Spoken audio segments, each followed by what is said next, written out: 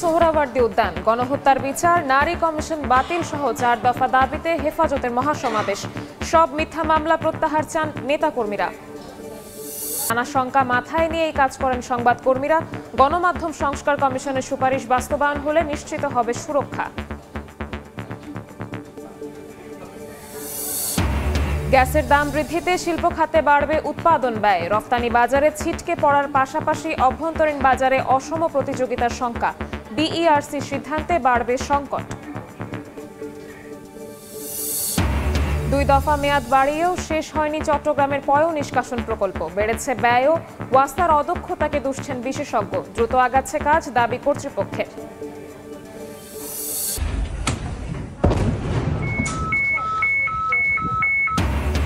গাজার উদ্দেশ্যে যাত্রা করা ত্রাণবাহী জাহাজে ড্রোন হামলা, আগুন ধরে ব্যাপক ক্ষয়ক্ষতি। মাল্টা উপকূলে আক্রমণে ইসরায়েল জড়িত, দাবি কর্তৃপক্ষের।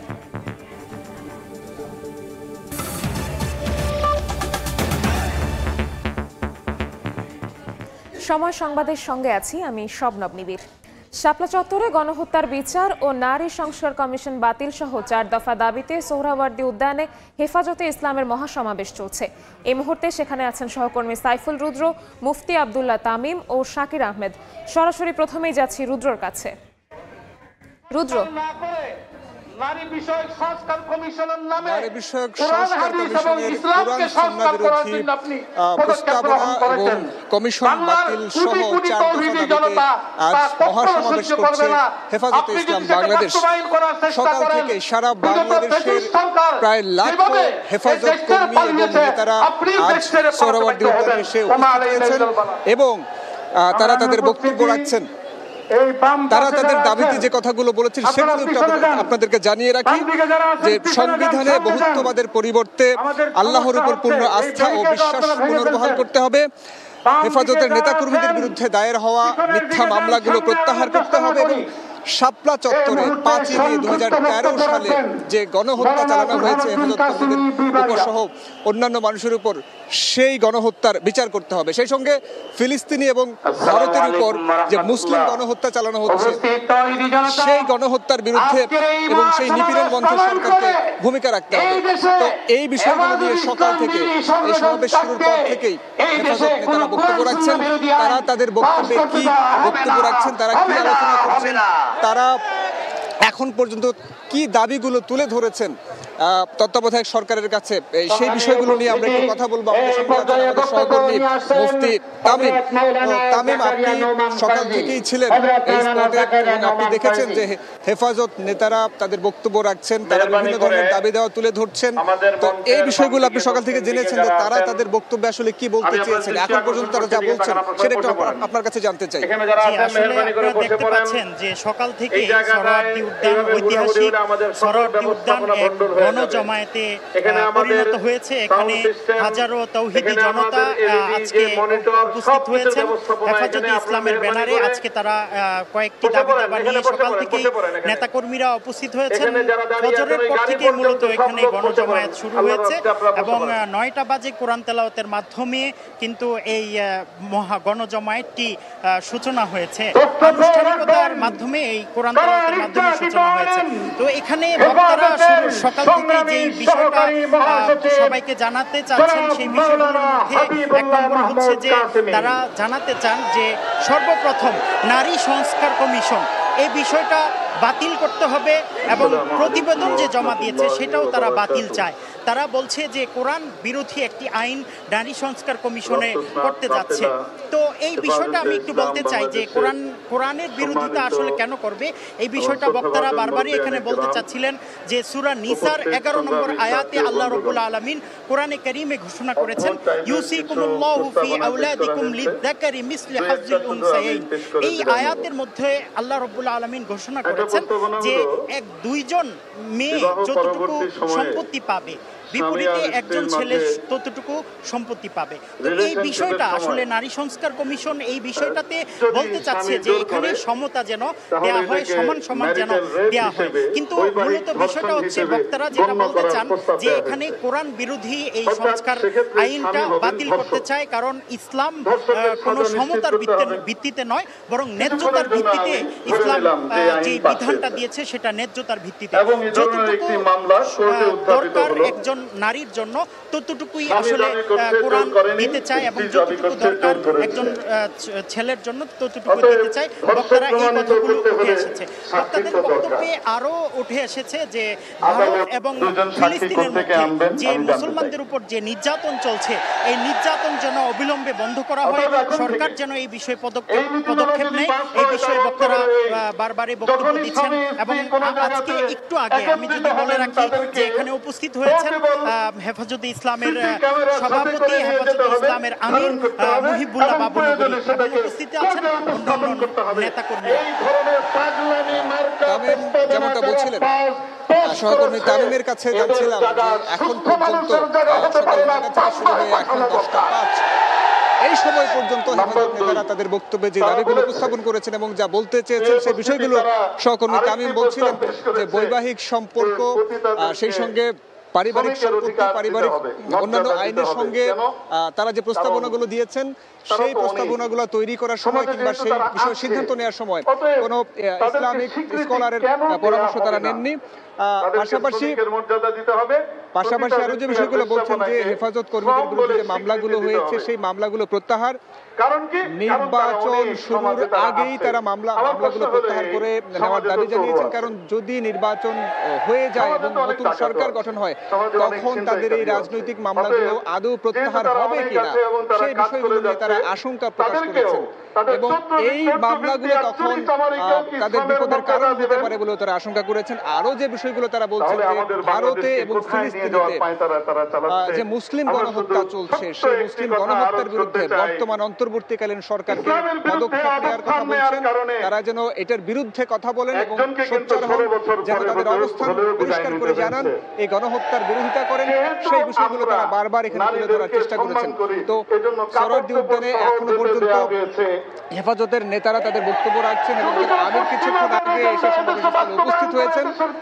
আমরা আরো বিষয়গুলো জানবো। আমাদের সহকর্মী আছেন শাকির, আমরা এখন শাকিরের কাছে জানাবো। শাকির, নিশ্চয়ই শুনতে পাচ্ছেন আমাকে?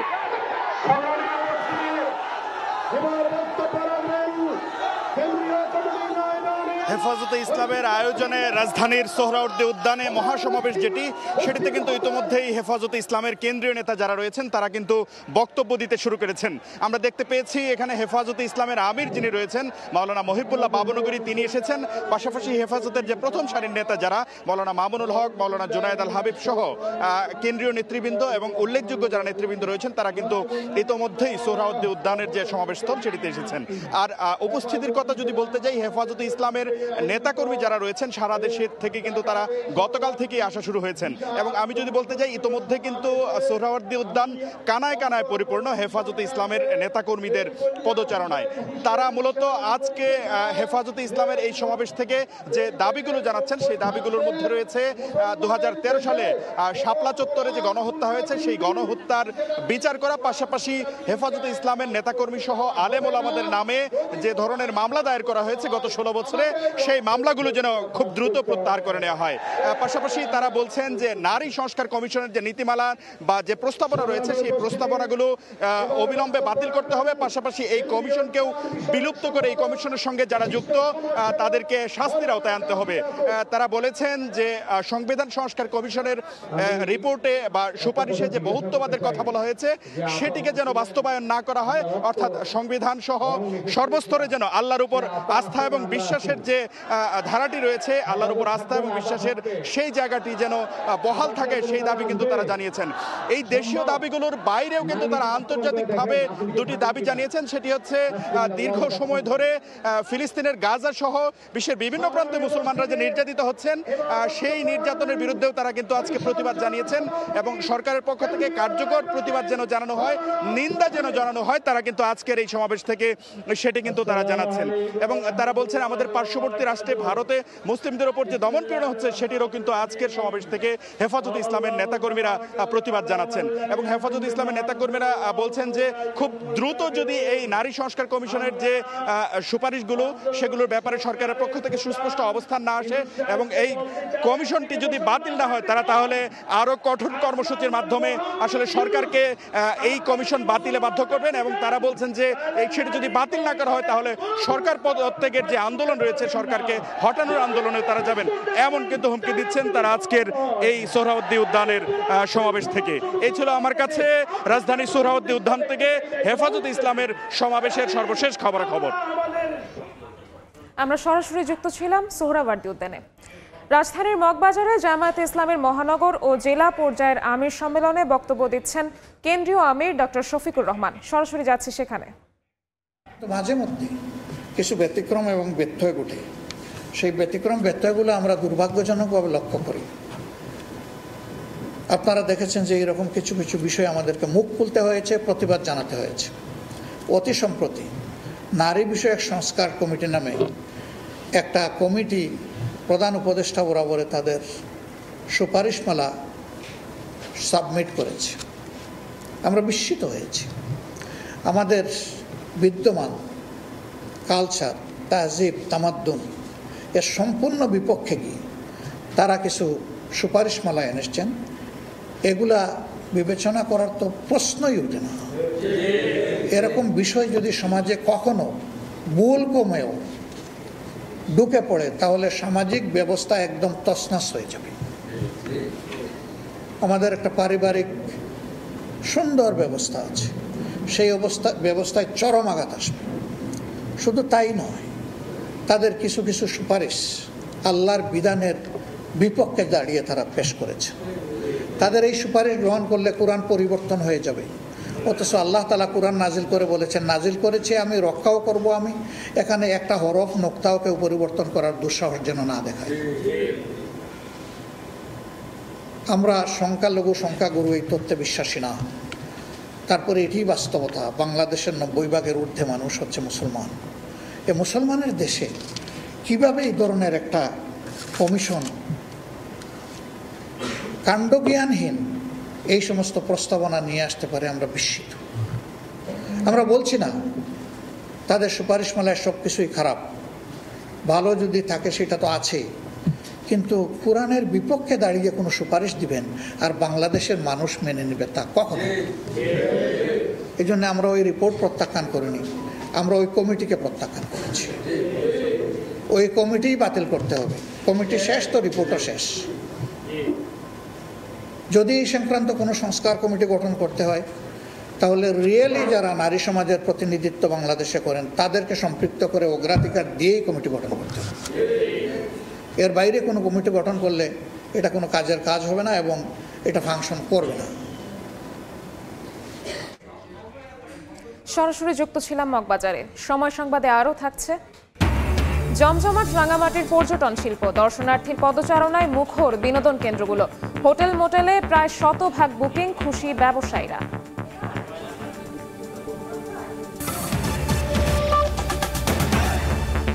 হামলা, মামলা, জীবনের হুমকির সঙ্গে চাকরি হারানোর ভয়, চরম নিরাপত্তাহীনতার মাঝেই পেশাগত দায়িত্ব পালন করতে হয় সংবাদকর্মীদের। তবে সাংবাদিক সুরক্ষা আইন, গণমাধ্যম সংস্কার কমিশনের সুপারিশ বাস্তবায়ন হলে এ অবস্থার পরিবর্তন হবে বলে মনে করছেন কমিশনের সদস্যরা। বিশেষজ্ঞরা বলছেন, রাষ্ট্রের চতুর্থ স্তম্ভ হিসেবে গণমাধ্যমের স্বাধীনতা নিশ্চিতে সরকার থেকে জনগণ সব পর্যায়ের মানসিকতার পরিবর্তন প্রয়োজন। বিশ্বমুক্ত গণমাধ্যম দিবসে শাতিলা শারমিনের রিপোর্ট। 25 সালের মার্চ পর্যন্ত 102 জন সাংবাদিক নানা কারণে নির্যাতনের শিকার হয়েছেন। এর মধ্যে 48 জনই পেশাগত দায়িত্ব পালনের সময় হামলার শিকার। জীবনের ঝুঁকির সঙ্গে মামলা, চাকরিচ্যুতির মতো ঘটনাও আতঙ্কিত করেছে গণমাধ্যম কর্মীদের। এমনকি সাংবাদিক হত্যা নির্যাতনের মামলা আদালতে ঝুলে থাকে যুগের পর যুগ, বিচার পান না ভুক্তভোগীরা। নারী সাংবাদিক হিসেবে আমার উপর আক্রমণ করা হয়েছিল। মাঠে যারা কাজ করে তাদের উপর চাইলেই হামলা করা, এটা তো আসলে কোনোভাবে হইতে পারে না। সব পক্ষেরই বিরাট ভাজন আসলে সাংবাদিকদের হতে হয়। বিচার প্রক্রিয়া অনেক দিন হয়েছে, কিন্তু আমার মনে হয় যে ন্যায্য বিচারটা পায় নাই। যদিও আন্তর্জাতিক সংস্থা রিপোর্টার্স উইদাউট উইদাউট বর্ডারের 2025 সালের মুক্ত গণমাধ্যমের তালিকায় 16 ধাপ উন্নতি করলেও সাংবাদিকতার জন্য ঝুঁকিপূর্ণ দেশের মধ্যে বাংলাদেশের এখনও অবস্থান 31তম। বিশেষজ্ঞদের মতে রাষ্ট্র কাঠামো থেকে শুরু করে জনমানসিকতার পরিবর্তন না হলে মত প্রকাশের স্বাধীনতা অধরাই থেকে যাবে। সাংবাদিকদের বিরুদ্ধে জেনোসাইডের মামলা, এটা তো একই সাথে ভয়ঙ্কর এবং একই সাথে হাস্যকর। সংবাদপত্র কিংবা গণমাধ্যমে যে পুরোপুরি বিশুদ্ধ সেটা আমি বলবো না। আমি যে আদর্শকে ধারণ করি তার বিপরীত দিকে, সুতরাং ওইটাকে আমার ভাঙচুর করতে হবে, ওইটাকে আগুন ধরিয়ে দিতে হবে। সরকারের কোনো সমালোচনা করা যাবে না, কিংবা এখানে অন্যায় প্রতিবাদ হলে কিছু করা যাবে না, তাহলে পরে তো আর আমার গণমাধ্যম টিকবে না। আর গণমাধ্যম সংস্কার কমিশনের সদস্য শামসুল হক জাহিদ জানান, মুক্ত গণমাধ্যমের জন্য যে প্রস্তাবনা দেওয়া হয়েছে তা বাস্তবায়ন হলে অবস্থার উন্নতি হতে শুরু করবে। সাংবাদিক সুরক্ষা আইন আমরা প্রস্তাব করেছি এবং একটা আইনের খসড়াও তৈরি করে দিয়েছি। আমরা প্রেস কাউন্সিলের বদলে আমরা বলছি একটা পার্মানেন্ট প্রেস কমিশন। এই দুইটা জিনিস যদি সরকার করে দেয় তাহলে আমাদের মনে হয় অনেকগুলো জিনিস স্ট্রিমলাইনড এবং ডিসিপ্লিনড হবে। সংস্কার কমিশনের সুপারিশ বাস্তবায়নে সরকার, রাজনৈতিক দল, গণমাধ্যম মালিক সহ সংশ্লিষ্ট সবার ভূমিকা জরুরি বলেও মনে করেন কমিশনের সদস্যরা।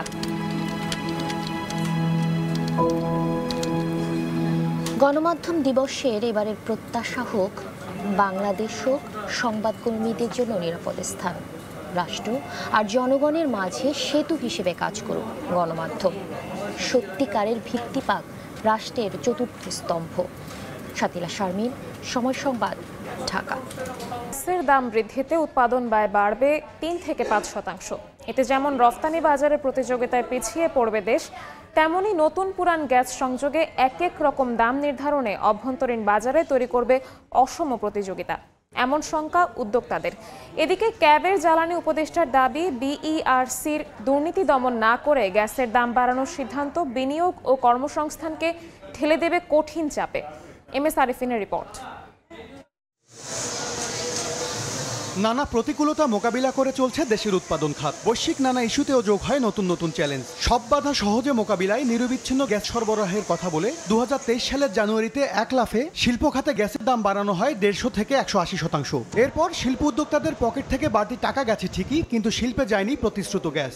অস্বাভাবিক মূল্য হয়েছে, সেই মূল্যটা আমরা তো বহন করতে পারছি না, আবার আমরা গ্যাসও পাচ্ছি না। এরই মধ্যে গেল 13 এপ্রিল আরেক দফায় শিল্প খাতে নতুন সংযোগের বিপরীতে গ্যাসের দাম 33% বাড়িয়েছে সরকার। আর পুরনো সংযোগের ক্ষেত্রে অনুমোদিত লোডের 50%-এর বেশি ব্যবহারে গুনতে হবে এই বাড়তি টাকা। কস্টিংটা দুইভাবেই বাড়ছে, একভাবে হচ্ছে আবার গ্যাসের মূল্য বৃদ্ধির কারণে, আরেকটা হচ্ছে না পাওয়ার কারণে। দেশের অর্থনীতির প্রাণ তৈরি পোশাক ও বস্ত্র খাতের উদ্যোক্তাদের হিসাব, এতে তাদের উৎপাদন খরচ বাড়বে 3 থেকে 5%। 33% গ্যাসের দাম বৃদ্ধি করলে আমাদের এটা 5%-এর মধ্যে এফেক্ট পড়বে। কারখানা বেদে কিছুটা কম বেশি হবে। বিশ্ববাজারে যেমন প্রতিযোগিতা সক্ষমতা হারাবে রপ্তানিমুখী শিল্প, তেমনি এক এক কারখানায় গ্যাসের দাম একই রকম হওয়ায় দেশের বাজার দখলে দেখা দেবে অরাজকতা, এমন শঙ্কাও তাদের। বিশ্বব্যাপী এখন কিন্তু সর্বনিম্ন প্রাইস চলতেছে তেলের এবং গ্যাসের। সে সময় আপনি এই মূল্যটা বৃদ্ধি করলেন, এতে ভবিষ্যতে নতুন কোনো ফ্যাক্টরি হবে না। গ্যাসের সংকট ও দাম বৃদ্ধিতে যখন বহুমুখী চাপে শিল্প খাত, তখন জ্বালানি বিশেষজ্ঞরা বলছেন শিল্প বান্ধব জ্বালানি নীতি তৈরি করতে দূর করতে হবে বাংলাদেশ এনার্জি রেগুলেটরি কমিশন বিইআরসির দুর্নীতি। এ খাতে মুনাফা হলে মুনাফার পয়সা সবাই লুটপাট করে খায়। ইন্ডাস্ট্রি খাতে জ্বালানির মূল্য বাড়িয়ে শিল্প পণ্যের উৎপাদন ব্যয় বাড়িয়ে দেওয়া, সেবার উৎপাদন ব্যয় বাড়িয়ে দেওয়া, ব্যয় বাড়িয়ে দিলে সে বাজারে কম্পিটিশনে টিকতে পারবে না, বাজার আলটিমেটলি আমদানিকৃত পণ্যের দখলে চলে যাবে। আমদানি নির্ভর জ্বালানি থেকে বের হয়ে স্থানীয়ভাবে গ্যাসের উৎপাদন বাড়ানোর পরামর্শ এই জ্বালানি বিশেষজ্ঞের। লোডশেডিংও বেড়ে যাচ্ছে। MS আরিফিন, সময় সংবাদ, ঢাকা। চট্টগ্রাম নগরের পয়ঃনিষ্কাশন প্রকল্পের মেয়াদ 2 দফা বাড়িয়ে অগ্রগতি হয়েছে মাত্র 65%। এতে ব্যয় বেড়েছে 1411 কোটি টাকা। এজন্য ওয়াসার অদক্ষতা ও দুর্বল পরিকল্পনাকে দুষছেন বিশেষজ্ঞরা। তবে কর্তৃপক্ষের দাবি জটিলতা কাটিয়ে কাজ দ্রুত এগিয়ে যাচ্ছে। আশরাফুল আলম মামুনের ছবিতে ফেরদৌস লিপির রিপোর্ট। চট্টগ্রামের হালিশহরে সাগর তীর ঘেঁষে চলছে ওয়াসার পয়ঃনিষ্কাশন মহাপরিকল্পনার বিশাল কর্মযজ্ঞ। 163 একর জায়গা জুড়ে নির্মিত হচ্ছে কেন্দ্রীয় ট্রিটমেন্ট প্লান্ট। প্রকল্পের আওতায় স্থাপন হবে মোট 200 কিলোমিটার পাইপলাইন, 15টি পাম্প স্টেশন এবং 144 কিলোমিটার সার্ভিস লাইন। শুরুতে প্রকল্পের ব্যয় ছিল ৩,৮০৮ কোটি ৫৮ লাখ টাকা। ২ দফা মেয়াদ বাড়ানোর পর বর্তমানে ব্যয় বেড়ে দাঁড়িয়েছে প্রায় ৫,২১৯ কোটি টাকা। এবছরের জুনের মধ্যে কাজ শেষ করার কথা থাকলেও গত ৩ বছরে অগ্রগতি মাত্র ৬৫%। মূল যে অবকাঠামোগুলো ওগুলো দৃশ্যমান। এখন আমরা যে কাজগুলো করছি সেগুলো হচ্ছে আমাদের কিছু ট্রান্সমিশন লাইন আছে, ছোট লাইনের পরে বড় লাইন হচ্ছে যেটার পিছনে মানুষ ভিতর দিয়ে মানুষ দৌড়াইতে পারবে, ওই রকম লাইনে এটা আমাদের প্রজেক্টে যাবে। এই কাজগুলো মোটামুটি সব মিলে ৬৫% অগ্রগতি। এই মাস্টার প্ল্যানের অধীনে পুরো চট্টগ্রাম নগরীকে ৬টি ক্যাচমেন্টে ভাগ করা হয়েছে। প্রথম ক্যাচমেন্টের কাজ শুরু হয় ২০২২ সালের জানুয়ারিতে। প্রথম ক্যাচমেন্টের কাজ শেষ হলে প্রায় ২০ লাখ মানুষ আধুনিক স্যানিটাইজেশনের ব্যবস্থার আওতায় আসবে। প্রকল্পে মোট ১৮০ কিলোমিটার অগভীর এবং ২০ কিলোমিটার গভীর পাইপলাইন বসবে। এ পর্যন্ত বসানো হয়েছে ৯০ কিলোমিটার। তবে পুরো নগরীকে স্যানিটেশন ব্যবস্থায় আনতে সময় লাগবে ২০৩৫ সাল পর্যন্ত। আমাদের টার্গেট হচ্ছে ২০৩৫ সাল নাগাদ আমরা প্রথম ফেজগুলিকে কমপ্লিট করে ফেলব, কিন্তু আমাদের আলটিমেট টার্গেট হচ্ছে ২০৭০ সাল। ২০৭০ সাল নাগাদ ফেজ ওয়াইজ আমাদের ডেভেলপমেন্টগুলি হতে থাকবে। আর নির্দিষ্ট সময়ে কাজ শেষ করতে না পারার জন্য ওয়াসার অদক্ষতা ও দুর্বল পরিকল্পনাকে দুষছেন বিশেষজ্ঞরা। অনেক কিছুকে আমরা কোভিড দিয়ে আমরা পূরণ করতে চাই, কিন্তু এক্ষেত্রে আমি বলবো যে সেটা না, একটা সঠিক পরিকল্পনার অভাব। বাকি ক্যাশমেন্ট যেগুলো আছে এগুলো যাতে তাড়াতাড়ি আমরা পরিকল্পনা নিয়ে তাড়াতাড়ি শেষ করতে পারি। যতটুকুন পিছিয়ে আছি ঠিক ততটুকুন আমরা যাতে রিকভার করতে পারি। ১৯৬৩ সালে চট্টগ্রাম ওয়াসা সুপেয় পানি সরবরাহ ও পয়ঃনিষ্কাশন কাজ শুরু করলেও এখনো পর্যন্ত পানি সরবরাহের মধ্যে সীমাবদ্ধ সংস্থাটি। দীর্ঘ ৫০ বছর পর সুয়েরেজ প্রকল্প গ্রহণ করে ওয়াসা কর্তৃপক্ষ। ফেরদৌসী, সময় সংবাদ, চট্টগ্রাম। লালমনিরহাটের পাটগ্রাম সীমান্ত থেকে ধরে নিয়ে যাওয়া ২ বাংলাদেশিকে ফেরত দিয়েছে বিএসএফ। শুক্রবার মধ্যরাতে পাটগ্রাম সীমান্তে এ নিয়ে বিজিবি বিএসএফ পতাকা বৈঠক অনুষ্ঠিত হয়। পতাকা বৈঠকের পর ২ যুবককে বিজিবির কাছে হস্তান্তর করে ভারতীয় সীমান্তরক্ষী বাহিনী। এর আগে ধবলসুতি বিওপির কাছে টিকটক ভিডিও ধারণ করছিলেন ইমন ও সাজেদুল নামে ওই ২ যুবক। এ সময় বিএসএফ তাদের ধরে নিয়ে যায়।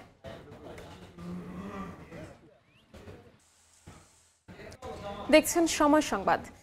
জাতীয় সংসদ ভবনের এলডি হলে ১২ দলীয় ঐক্যজোটের সঙ্গে সংলাপে বসেছে জাতীয় ঐকমত্য কমিশন।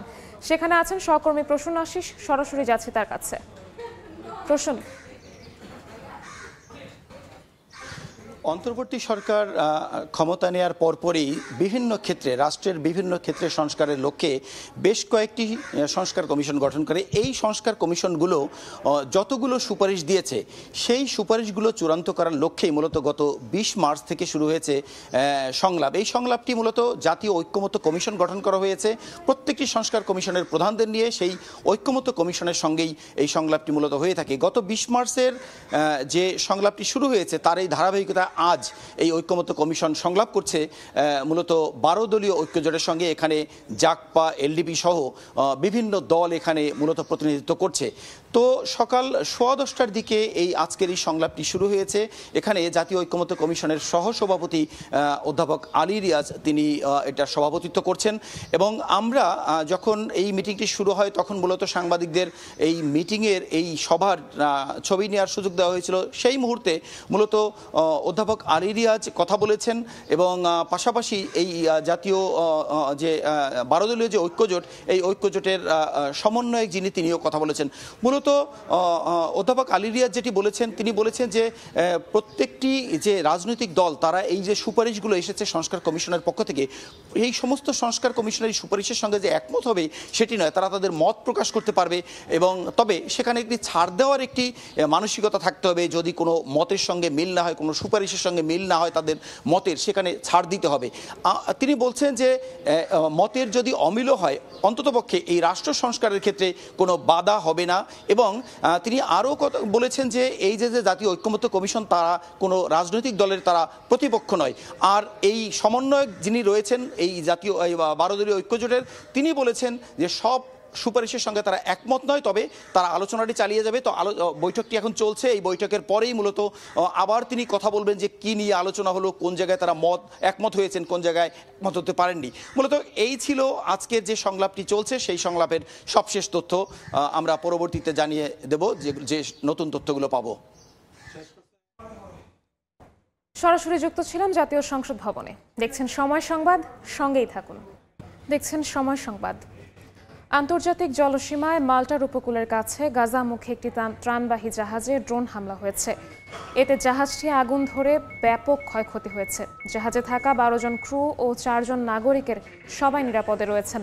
জাহাজ কর্তৃপক্ষ ফ্রিডম ফ্লোটিলা বলছে, হামলার জন্য ইসরায়েল দায়ী। স্থানীয় সময় শুক্রবার রাত 12:30টার দিকে জাহাজটিতে আঘাত হানে প্রথম ড্রোনটি। কিছুক্ষণের মধ্যে দ্বিতীয় হামলায় জাহাজের সামনের অংশে ব্যাপক ক্ষয়ক্ষতি হয়।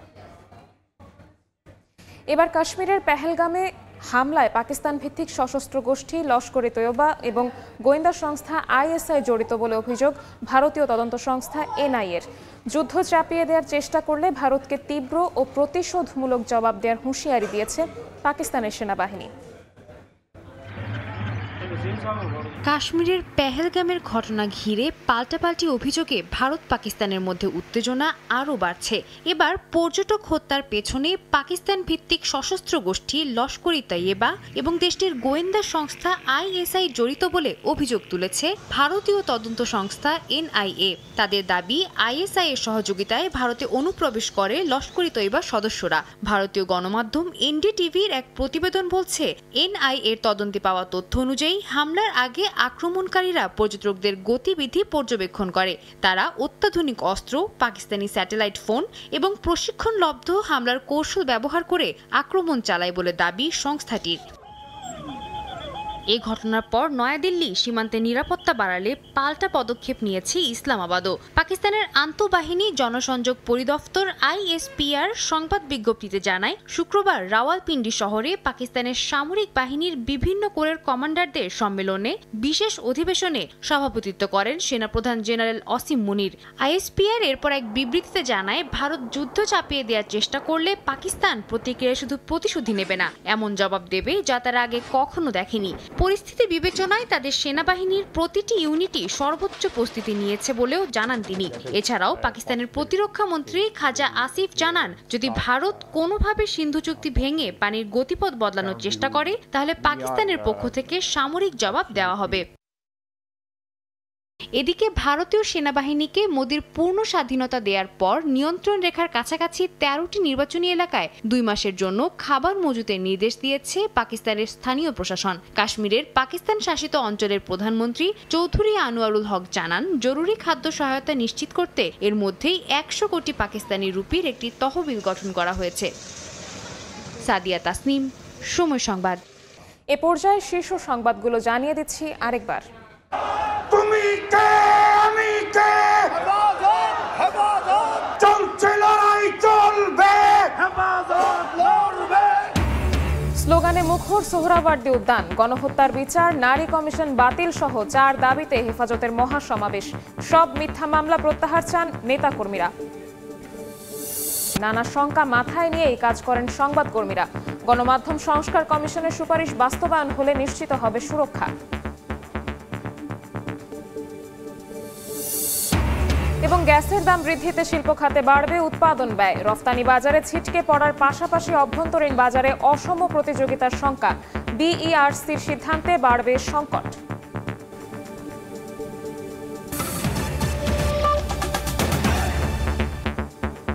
এ ছিল সময় সংবাদে।